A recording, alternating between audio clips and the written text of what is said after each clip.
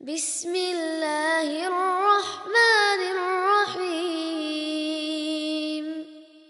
Ar-Rahman 'allamal Qur'an.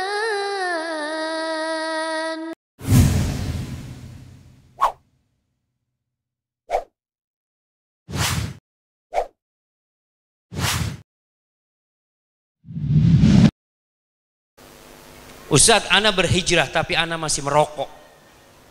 Ada yang bilang makruh dan ada yang bilang haram. Jadi ana bingung mana yang benar, Ustadz. Kalau memang haram, bagaimana caranya agar bisa berhenti merokok? Allahu Akbar. Kalau bicara rokok ini jemaah, penyakit rokok ini. Dulu tulisan-tulisan iklan rokok itu selalu di bawah ditulis apa? Rokok membunuhmu. Makanya anak katakan pemerintah kita itu hampir mengharamkan rokok. Hampir mengharamkan rokok. Karena sejatinya bunuh diri itu dilarang dalam hukum pemerintahan kita. Kalau sudah tahu rokok membunuh, kok masih dijual? Karena ada yang beli. Semua sepakat bahayanya rokok. Kita jangan bicara orang Islam. Orang-orang kafir sana. Yang mereka tidak beragama, sebagian mereka nggak tahu ada Tuhan, ateis. Dokter-dokter itu mengatakan rokok ini berbahaya. Antum tahu di Singapura berapa harga rokok? Di Singapura tuh harga rokok kalau nggak salah 170.000 ya. Harga rokok yang dijual di Indonesia, yang harga 20.000 di sini 30.000. Kemudian orang yang merokok di tempat umum sekarang mulai dilarang, nggak boleh ngerokok di bus.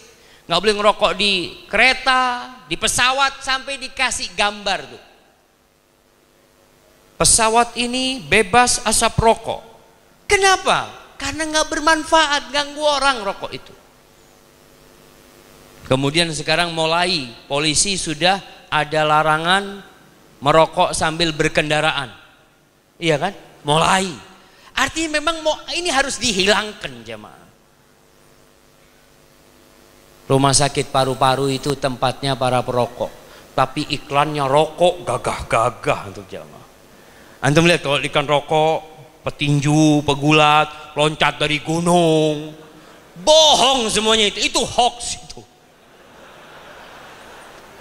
Makanya iklan rokok, anak tanya sama teman, kenapa propaganda iklan itu kok mesti bohong kata dia? Kata dia, ya memang boleh Ustaz. Antum pernah beli mie instan yang ada ayamnya? Pernah beli? Antum kalau ngelihat ikannya mie instan, pakai ayam, telur, masya Allah. Antum beli nggak ada apa-apanya. Cuma kayak gini. Nah, artinya ada unsur menipu.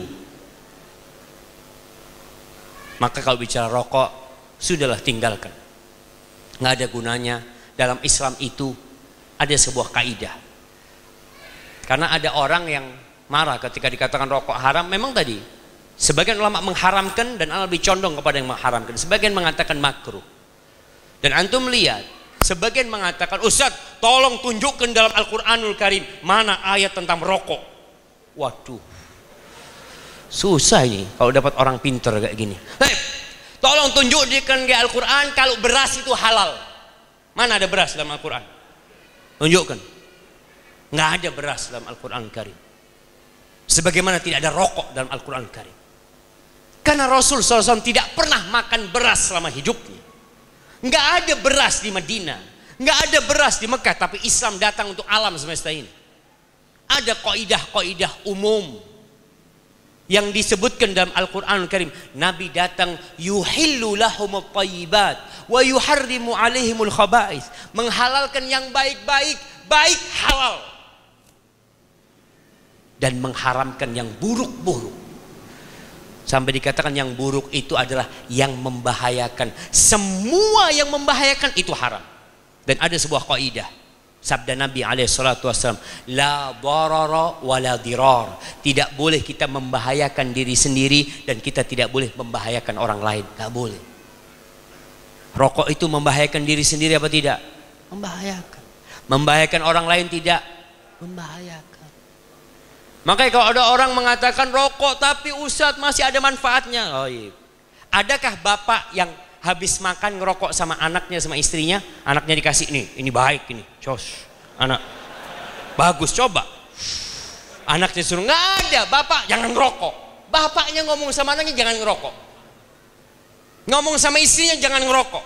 Lalu dia ngerokok, lalu mengatakan makruh. Loh, kalau makruh kenapa anaknya nggak diajak ngerokok? Engkau tahu bahaya ini. Maka tolonglah, yang masih mengatakan makruh, belajar lagi tentang rokok, manfaat dan bahayanya. Nah, barakallahu fikum. Alhamdulillah.